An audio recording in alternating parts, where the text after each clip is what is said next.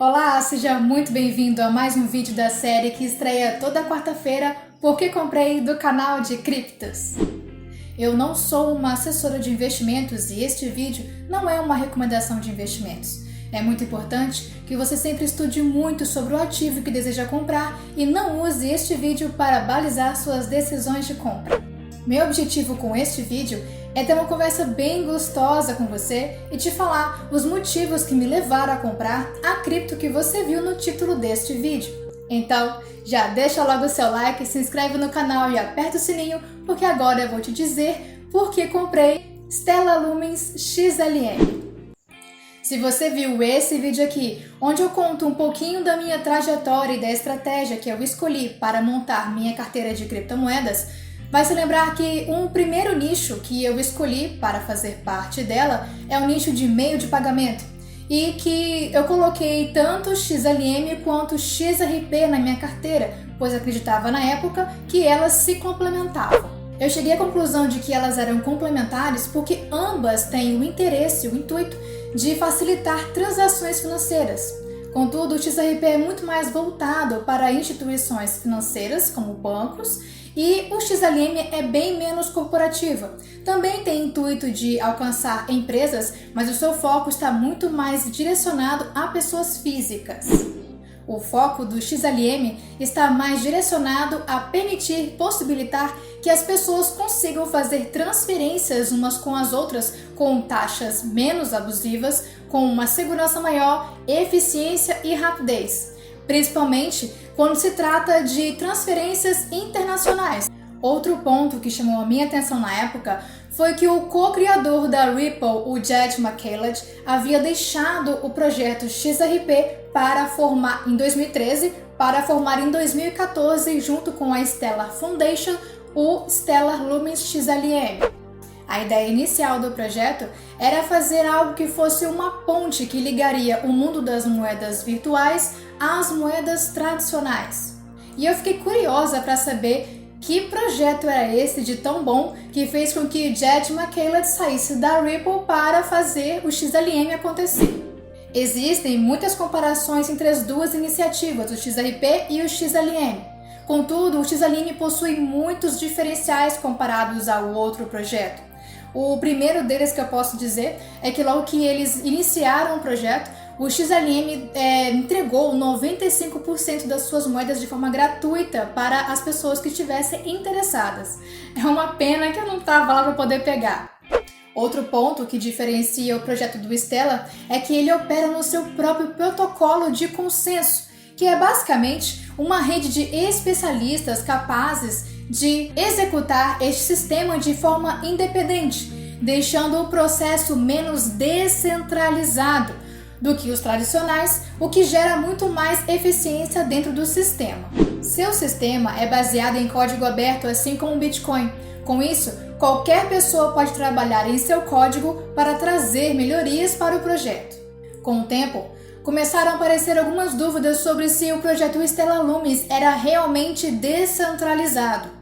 A dúvida diz respeito, em particular, aos tokens XLM que foram pré-minerados antes que a plataforma fosse aberta ao público. Ou seja, existem atualmente mais de 50 bilhões de tokens XLM criados, contudo, somente um pouco mais de 20 bilhões estão em circulação. Atualmente, qualquer um pode executar o Node da Stellar, ou chamado nó, e ninguém tem o poder de decisão da maioria. Portanto, o blockchain da Stellar Lumens pode ser considerado descentralizado. Porém, para ser considerada descentralizada como o Bitcoin ou Ethereum, os seus tokens não deveriam estar tão concentrados, o que atualmente ainda é uma realidade. Isso significa que, por um lado, existem pessoas que acham que Stellar é descentralizada e, por outro lado, existem pessoas que acham que ele é centralizado. As pessoas que consideram o projeto centralizado afirmam que isso é verdade porque o Stellar ele não usa mineração para poder criar os blocos e também não usa o Proof of Work, que é o prova de trabalho, como um algoritmo de consenso. Portanto, ele acaba não recompensando os mineradores, criando tokens para cada bloco. Ou seja, Até o momento, ainda existe alguém que controla a maioria dos tokens XLM criados. E isso pode levar a duvidarem, da real descentralização da moeda.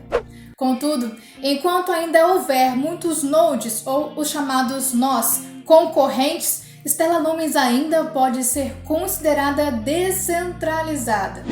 Se você viu esse meu vídeo aqui, onde eu falo de XRP, já sabe que essa discussão não faz muita diferença para mim, pelos motivos que já disse lá. Mas eu sei que muitas pessoas levam isso em consideração na hora de tomar a sua decisão de investimento.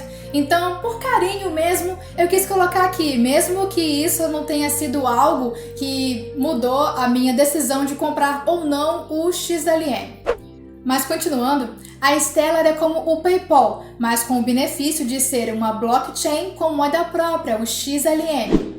Mas o seu grande diferencial é ser uma plataforma descentralizada multitransacional de moedas tradicionais como o dólar, o iene, o real, o euro e até de criptomoedas.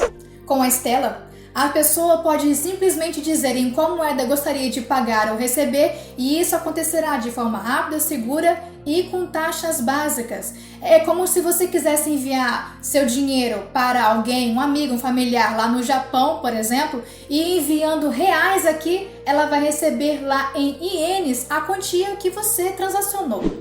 Outro ponto que também chamou minha atenção ao comprar essa moeda foi a sua parceria com a IBM.